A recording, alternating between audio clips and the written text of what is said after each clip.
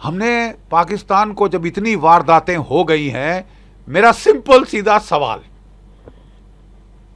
आप रक्षात्मक होके क्यों लड़ रहे हो?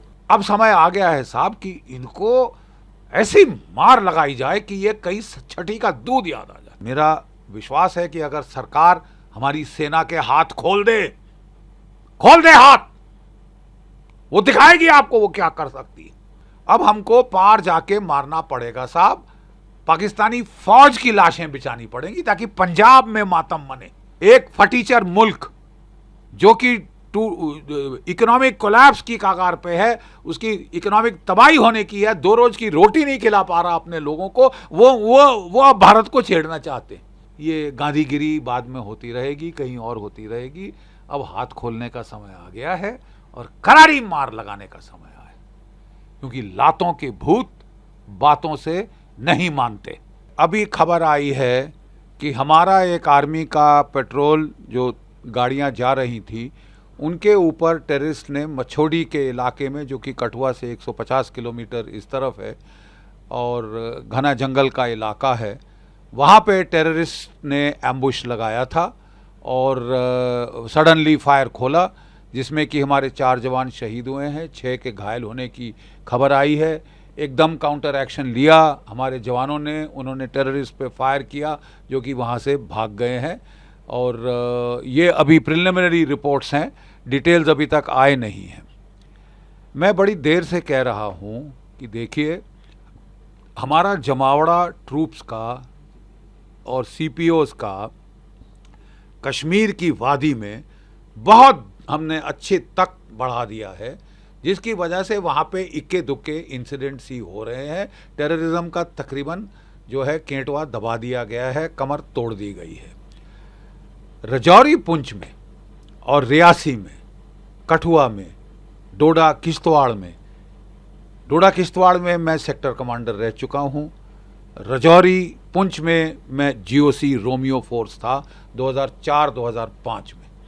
तब मेरे पास 18 पलटनें थी और हमने वहाँ टेररिस्ट की गर्दन मरोड़ दी थी, बिल्कुल शांत करके मैं उस इलाके को आया था। मुझे बड़ा फ़ख्र है, बड़ा गर्व है कि मेरे 1.5 साल के अंदर वहाँ पे आतंकवाद की कमर तोड़ दी गई थी। वहाँ पे ऑपरेशन सर्प विनाश चला था, वो जनरल लीडर साहब के टाइम, जो मेरे बड़े नज़दीकी हैं। और हम जैसे ही वो ख़त्म हुआ तो पता चला कि 60 हमने वहाँ मार डाले थे, बाकी सब गांव और शहरों में जाके वो छुपने की कोशिश कर रहे थे। उनको वहाँ से निकाल के हमने ये ऑपरेशन पूरा जो है ख़त्म कर दिया था, उनके कमांडरों को ठोका था और पूर्ण रूप से शांति ले आए। कोई 10-15 साल तकरीबन शांति रही है रजौरी पुंछ के एरिया में। क्वाइट ऑब्वियसली जब शांति होती है तो ट्रूप्स वहाँ से हटा लिए जाते हैं और जगह भेज दिए जाते हैं। मसलन कि जो यूनिफॉर्म फोर्स जो रियासी में था, जो उधमपुर के इलाके में था, उसको हटा के जब चीन ने लद्दाख में तेवर बदले, आक्रामक तेवर दिखाए, तो उसे वहाँ भेज दिया गया। नतीजन एक गैप था रजौरी, पुंछ, रियासी, कठुआ और इस इलाके में, जहाँ ट्रूप डेंसिटी ऑब्वियसली कम कर दी गई थी, क्योंकि वहाँ कमर तोड़ दी गई थी आतंकवाद की 2004-2005 में, 10 साल पहले। विद अ कॉम्बिनेशन की फेंस बन गया, सर्पनाश हुआ, फिर हमारे ऑपरेशंस हुए और टोटल इनको मतलब खलास कर दिया था हमने और पूर्ण शांति आ गई थी। लोग पिकनिक शिकनिक जा रहे थे वहाँ पे, सिविलियंस, और सब इनके आतंकी इंसिडेंट्स ख़त्म कर दिए थे, खलास। 10-15 साल ऐसा रहा, लोग निश्चिंत हो गए और वहाँ से ट्रूप्स हटा दिए गए, गैप बना, दुश्मन ने देखा, अब वो पूरा फ़ायदा उठाने की कोशिश कर रहा है। एक चीज़ और मैं बताना चाहता हूँ, मैं बड़ी देर से निवेदन कर रहा हूँ सरकार को कि जब कोविड का दौर चला था, 3 साल हमारी फ़ौज में सब भर्ती बंद कर दी गई। 3 साल, हर साल 60,000 बंदे रिटायर होते हैं। मतलब कि 3 साल के अंदर हमने 1,80,000 भारतीय सैनिक खत्म, खलास, कम कर दिए। अब साहब मुझे समझ नहीं आ रहा, हमारे खतरे बढ़ रहे हैं चीन के साथ, पाकिस्तान के साथ, तो हम ये फौज को काटने का ये क्या भूत सवार हो गया है, मुझे समझ नहीं आता इसकी वजूहत क्या है। कि बहुत बड़ी फौज है, बहुत भत खा रही है, थूक लगा रही है सरकार को, लड़ रहे हैं आपके लिए, मर रहे हैं, थूक नहीं लगा रहे।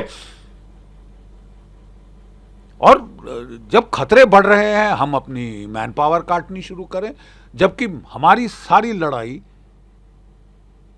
चीन के साथ अगर होती है तो हिमालय के पहाड़ों में होगी, पाकिस्तान के साथ होती है तो फिर पूरा कश्मीर में सारे जो पहाड़ हैं, लो हिल्स हैं, जंगल्स हैं, वहां पे होगी। माउंटेन्स ईट अप ट्रूप्स। अगर नॉर्मल हमले के लिए 1/3 की रेशियो चाहिए, 1:3, पहाड़ों में 1:10 की रेशियो चाहिए। आपको पहाड़ों में लड़ना है, then you need to increase manpower. हम बातें बड़ी बड़ी कर रहे हैं लेकिन वहां पे दूसरी तरफ फौज काट रहे हैं। हमें बोला जा रहा है कि बहुत खर्चा हो रहा है मैन पावर पे, हम हथियार खरीदना चाहते हैं। तो क्या रूस के पास कोई हथियारों की कमी थी साहब? रशिया यूक्रेन का युद्ध ट्रेलर आपकी आंख के सामने चल रहा है, आप क्यों नहीं उसको देखते? हम हथियार रूस से ले रहे हैं, हथियार की कोई कमी नहीं है रूस के पास, मैन पावर की किल्लत थी। और जब तक उसने मैन पावर नहीं बढ़ाई उसके बुरे हाल हो गए थे। 3 लाख उसको मोबिलाइज करने पड़े लड़ाई के दौरान, और अभी उसने कोई 5-6 लाख और मोबिलाइज किए। तो क्या आप मतलब लड़ाई के दौरान मोबिलाइज करना चाहते हैं? मुझे समझ नहीं। आपकी स्टैंडिंग आर्मी थी, परफेक्ट आर्मी थी, it was giving you such good results all over.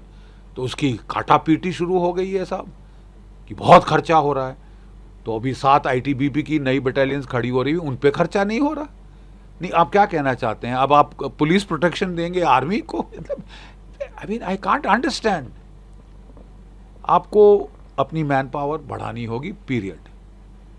Agniveer scheme पे भी अब सोच विचार किया जा रहा है, उसको भी आपको मेजर चेंजेस करने होंगे, नहीं तो ये जो आप गैप्स खोल रहे हैं दुश्मन उसका फायदा उठाएगा। नंबर 1 चीज।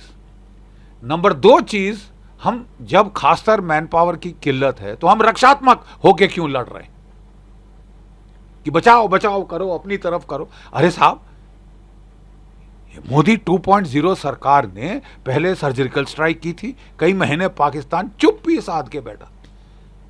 फिर जब उसने फिर चुलबुली दिखाई तो हमने एयर स्ट्राइक करी 80 किलोमीटर अंदर बालाकोट में, और 200-250 टेररिस्ट वहां मारे थे। और 1-1.5 साल पाकिस्तान चुप रहा, रोता हुआ चीन की तरफ गया, मेरे आका मुझे बचाओ। और चीन ने फिर दबाव डालने की कोशिश करी लद्दाख में, उसको उल्टे बांस बरेली को पड़ गए। हमने पाकिस्तान को जब इतनी वारदातें हो गई हैं, मेरा सिंपल सीधा सवाल, आप रक्षात्मक होके क्यों लड़ रहे हो? 4 साल से सीज फायर दिया हुआ है पाकिस्तान को। सीज फायर क्यों? सबसे अच्छा दोस्त है हमारा। What do they bloody need a cease fire for? अब समय आ गया है साहब कि इनको ऐसी मार लगाई जाए कि ये कई छठी का दूध याद आ जाए। और हमारी फौज कर सकती है, बशर्ते कि आप उसको बोले कि नहीं सिर्फ राइफल से लड़ोगे, भारी हथियार इस्तेमाल क्यों नहीं करेंगे वो रिपब्लिक डे परेड के लिए? मेरा विश्वास है कि अगर सरकार हमारी सेना के हाथ खोल दे हाथ, वो दिखाएगी आपको वो क्या कर सकती है, दिखाएगी आपको वो लाइन ऑफ कंट्रोल के पार क्या कर सकती है। ये अटैक इंटरनेशनल बॉर्डर के पार हुआ है। This is a qualitative escalation. अब हमको पार जाके मारना पड़ेगा साहब, पाकिस्तानी फौज की लाशें बिछानी पड़ेंगी ताकि पंजाब में मातम मने कि टेररिस्ट को जाके मारेंगे, पाकिस्तानी फौज को कुछ नहीं। क्यों नहीं कहेंगे? क्यों नहीं कहेंगे? ये सारा पाकिस्तान की फौज की फसाद है। ये आसिम मुनीर और उसका जो DG ISI है, ये सारी उसकी ये है। एक फटीचर मुल्क जो कि इकोनॉमिक कोलैप्स की कगार पे है, उसकी इकोनॉमिक तबाही होने की है, 2 रोज की रोटी नहीं खिला पा रहा अपने लोगों को, वो अब भारत को छेड़ना चाहते हैं। अरे साहब, तुमको मरने का अगर तमन्ना इतनी ज्यादा है तो हमको करना चाहिए ना, मार डालना चाहिए। एक छोटा सा भी युद्ध हुआ भारत के साथ, और कोई भी नतीजा हो या ना हो, सुन लो पाकिस्तानियों, और कोई भी नतीजा हो ना हो, तुम्हारी इकोनॉमी की लुटिया डूब जाएगी। तुम एक मुल्क नहीं रहोगे उसके बाद। सोच समझ के पंगे लो। पंगे लेने की आपको आदत है, बड़ी बढ़ चढ़ के आप लोग चोंचलेबाजी करते हैं। तो 100 सुनार की एक लोहार की, 100 सुनार की एक लोहार की। 71 का युद्ध मैंने देखा हुआ है, तब भी चोंचलेबाजी हो रही थी। नियाजी साहब वहां से बांग्लादेश से हमारे अंदर हमले कर रहे थे कि मैं हिंदुस्तानियों की औकात दिखा दूंगा, ये कर दूंगा, वो कर दूंगा। हमने जल्दबाजी नहीं करी साहब। Sam Manekshaw, field marshal Sam Manekshaw बोले मैडम मैं तैयार करके एक अच्छा एक लोहार की हथौड़ा मारूंगा। 8 महीने लिए तैयारी की, 8 महीने, ठीक है। और उसके बाद 13 दिन में पाकिस्तान के 2 टुकड़े हो गए थे। 550 किलोमीटर हमारी फौजें पाकिस्तान के अंदर गई, ढाका की राजधानी पे कब्जा किया, 93,000 कैदियों ने आत्मसमर्पण किया। इस तरह हमने आंखों देखा और पाकिस्तान साउथ एशिया का नक्शा बदल गया। साहिबान, अब नक्शा बदलने का वक्त आ गया है। आप हाथ खोलिए अपने सशस्त्र सेनाओं के, हाथ खोल दीजिए प्लीज। ये गांधीगिरी बाद में होती रहेगी, कहीं और होती रहेगी। अब हाथ खोलने का समय आ गया है और करारी मार लगाने का समय आया है, क्योंकि लातों के भूत बातों से नहीं मानते। For more of such videos, do like, share and subscribe to ET Now Swadesh.